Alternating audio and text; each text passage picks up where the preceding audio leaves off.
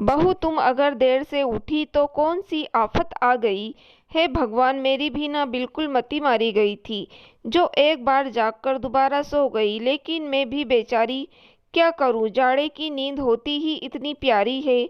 सुबह सुबह रजाई छोड़ने का तो बिल्कुल भी मन नहीं करता, लेकिन अब अपने ऊपर झल्लाने का क्या फायदा। लक्ष्मी, अब तो उठने में देर हो ही गई है, अब तो भगवान ही बचाए। लक्ष्मी अपने ऊपर में मन ही मन बड़बड़ा रही थी, क्योंकि देरी से सोकर उठने के कारण वो हाथों को बहुत जल्दी जल्दी चलाने की कोशिश कर रही थी। एक तो वैसे भी देरी के कारण हड़बड़ाहट, और उस पर कड़ाके की ठंड, और भी हाथ पांव नहीं चल रहे।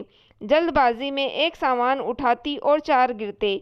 अचानक तेल की कांच की शीशी हाथ से छूटी। शीशी तो फूटी ही फूटी, साथ में वही रखा चाय के लिए दूध का गिलास भी लुढ़क गया। है भगवान, मेरी तो कुछ समझ में ही नहीं आ रहा। इसको तेल में शीशे को भी अभी गिरना था।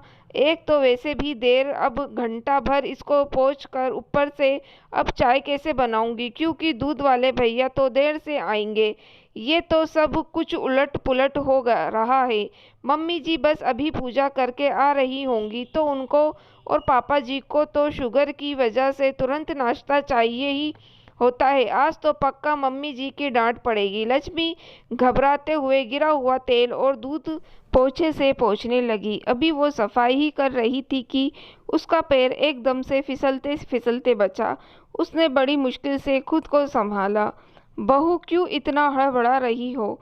आराम से काम करो, जरा सा उठने में देर ही तो हो गई है, ना कोई आफत थोड़ी ही ना आ गई। ये तो कभी कभी होता रहता है, और खास कर जाड़े के दिनों में तो और भी। सुबह नींद जल्दी नहीं खुलती। अब इस तरह ज़्यादा हड़बड़ाओगी तो और ज़्यादा काम बढ़ेगा, और ज़रूर कुछ ना कुछ उल्टा पुल्टा होता रहेगा।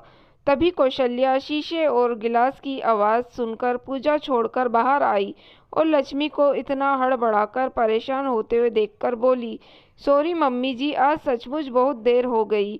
अभी तक आप लोगों का नाश्ता भी नहीं बना पाया। कुबेर भी तैयार होकर आते ही होंगे, उनका लंच भी तैयार करना है। शुक्र है कि बच्चे संडे की वजह से सो रहे हैं, आपने भी आवाज़ देकर नहीं जगाया। लक्ष्मी खुद देर से उठने के कारण शर्मिंदा थी। बहू, इसमें शर्मिंदा या सॉरी की कोई बात भी नहीं। मैं भी तुम्हारी उम्र में कभी कभी परिस्थितिवश जब देर तक सो जाती थी तो पापा जी बाहर से ही आवाज़ लगाते थे, कौशल्या बेटा आज चाय नहीं मिलेगी क्या? तब अम्मा जी उनसे कहती थी कि आपको भी बहू के हाथ की चाय के बिना चैन नहीं पड़ता। अरे वो रात को या तो खुद परेशान हो गई होगी, या रात को बच्चों ने परेशान किया होगा। आज मेरे ही हाथ की चाय पी लेना। लेकिन कभी भी उन्होंने हमारे देर से उठने पर तंज नहीं कसा बेटा।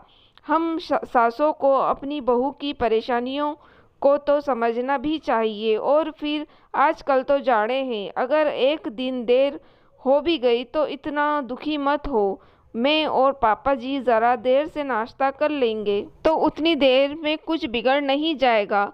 कुबेर आज थोड़ी देर से दुकान चला जाएगा, और बच्चे तो संडे की वजह से आज देर से ही उठेंगे। लाओ, तुम्हारी जो हेल्प करनी है वो मैं करवा देती हूँ। तुम हड़बड़ाओ मत, वरना वही कहावत चरितार्थ हो जाएगी कि पहले हड़बड़ाहट, फिर गड़बड़, और फिर बड़बड़। कौशल्या बहुत प्यार से लक्ष्मी को समझाते हुए बोली, लेकिन मम्मी जी, चाय के लिए दूध कहाँ से आएगा? लक्ष्मी फिर से परेशान होकर बोली, आज सब लोग ब्लैक टी पी लेंगे, क्योंकि ब्लैक टी वैसे भी सेहत के लिए फ़ायदेमंद होती है। कौशल्या ने अपनी बातों से लक्ष्मी को बिल्कुल शांत कर दिया था। थैंक यू मम्मी जी, सचमुच आपके जैसी सास मिलना बहुत सौभाग्य की बात है, और मैं बहुत भाग्यशाली हूँ जो आपके जैसी प्यारी सासू माँ मिली। लक्ष्मी खुश होते हुए बोली, अरे नहीं बहू, तुम ही भाग्यशाली नहीं, इस मामले में तो मैं भी बहुत भाग्यशाली थी। मेरी अम्मा जी भी बहुत समझदार थी। कौशल्या के चेहरे पर अपनी सासू माँ के लिए श्रद्धा के भाव उत्पन्न हो गए, और लक्ष्मी ने कौशल्या की बातों से आश्वस्त होकर चैन की सांस ली और वो आराम आराम से काम करने लगी। दोस्तों, अगर आपको कहानी पसंद आई हो तो आप मेरे चैनल को सब्सक्राइब ज़रूर कीजिएगा और मेरी वीडियो को लाइक और शेयर भी ज़रूर कीजिएगा।